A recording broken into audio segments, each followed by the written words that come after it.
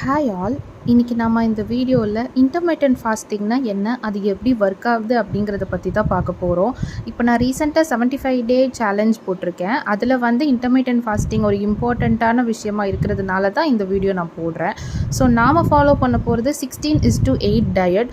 So இதில் நிறைய types இருக்குது. 16:8 தான் பிகினர் ஃப்ரெண்ட்லி அண்ட் ஃபாலோ பண்ணுறதுக்கும் ரொம்ப ஈஸியாக இருக்கும். இதில் 8 மணி நேரம் சாப்பிட போகிறீங்க, 16 ஹவர்ஸ் நம்ம ஃபாஸ்ட் பண்ண போகிறோம். இந்த 16 ஹவர்ஸில் 7 to 8 ஹவர்ஸ் நம்ம வந்து தூங்கிட்டு தான் இருக்க போகிறோம்.